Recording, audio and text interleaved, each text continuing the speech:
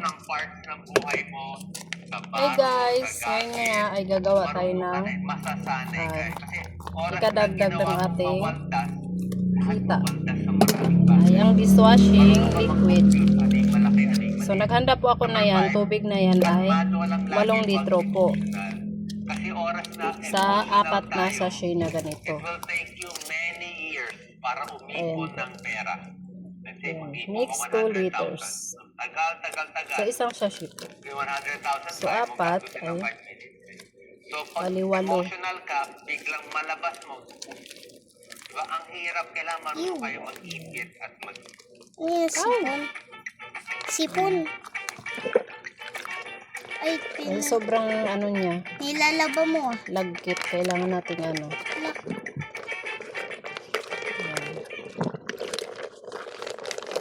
Ayan lang guys yung paggawa natin ng dishwashing liquid. Kung gusto nyo po na ano, mas malaki yung tubo nyo, mag-DIY na lang po kayo ng dishwashing.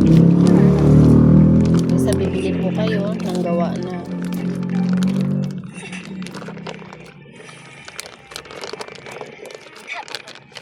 Ang galing yung kamay niya.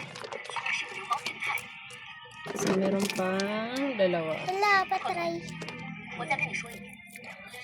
Kumain ka na. So, yan siya guys.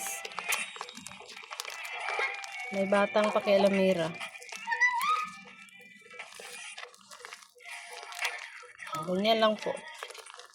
Hilod-hilo rin lang siya.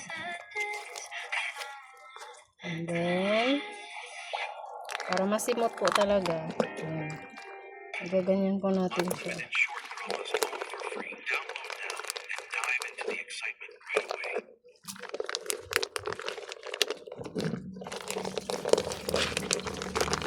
At super bango siya. Explain ko itong 5 ko hindi siya ganun kadali. Talagang change of mindset. Kaya iba itong video. Wag magagalit may warning na ako. Magkano magpalaki ng bata. Okay, tingnan mo sa US. Habang nakikinig ako kay Dr. Ong, gumagawa tayo ng ganito. Wala pang congenital heart disease yan. Wala pang congenital problem. Sa Pilipinas, ang daming may congenital kasi mahirap yung nanay, walang nutrition, walang check-up, kaya yung bata, maraming depekto. So, mas malaki healthcare mo niyan. Barok, miscellaneous, pagkain ng bata, up to 18 years old, ang mahal ng gatas ngayon. Hindi pa nagkakasakit yan. Pag-aaral niya, libro, uniform, lahat, tutor, laptop, o cellphone, yung transportation, o titirahan, yung aircon, yung gagamitin. Pag tinotal mo, 18 years, ito, million na abutin. Grabe, sa kanila, 12 million. Sa atin, kung compute mo lahat ng ginastos nyo, sobrang laki. Kaya, ang laki ng difference kung gusto mo 5 anak, 5 times this mo. Kung gusto mo 2 anak, dito 2 times ito. Okay mo? So, gusto ko maraming anak tutulungan ako. Sure ka ba magtutulungan? Diba? Kaya dapat, iplano mo yung dami. Kung ano kaya mo. Kami nito, Kisa, kinompute ko, kaya ko 3 o 4 na anak. So ngayon guys, gamit itong pangkamot yan. Yun yung po panghalo ko. Hahaluin ko lang siya ng 5 minutes. Gusto ko magkaroon ng alawan para mas makatulong. Kasi dahil mahirap kababayan natin, di ba? Yun lang, akin lang yun. After ng 5 minutes, pero malaki na tipid. takpan lang siya. Kaya nabibigay ko doon sa 2 anak ko, yung kailangan nila.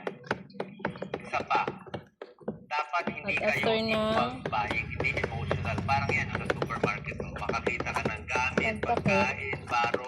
3 hours po, pwede na siyang Yung iba, walang planning. ilalagay sa bote. Gusto agad, walang self-control. Uy, Bikang, punong-puno na yung lababo. Diba, sinabi ko sa inyo, tingnan niyo yung mga spending habits. Kahit estudyante pa lang kayo, kung kailangan niyo ito, magkano gasto niyo sa gadget niya? 25%.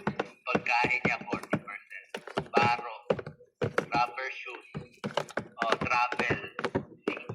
So, nakikita mo yung gastos at kung saan ka pwede magtikit. Sample. May gumawa nitong sample, ang ganda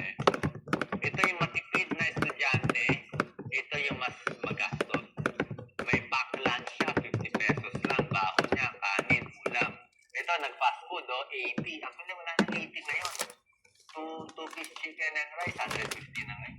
So, 100 pesos din ito. Ito, kape niya, 3-in-1. Kape niya, social, mamahalin, o almost 200 pesos. Sigarilyo, wala. Tubig lang. O, hindi soft drinks. Alak, wala. O, pack snacks lang siya. O, ang laki na tipid niya. Ang gastos nito matipid, 200 pesos a day. Ang gastos na mas bumibili sa labas, almost 700 pesos a day. Sabi mo, 700, 500 lang, bali wala yun eh. Actually, hindi lang yung natipid niya nung bata. Siya alam ko, daan-daan lang to. Pare-pareha lang to sa inyo. Pero, the point is yung mindset eh. Yung mindset niyang matipid, marunong siya mag-control na hindi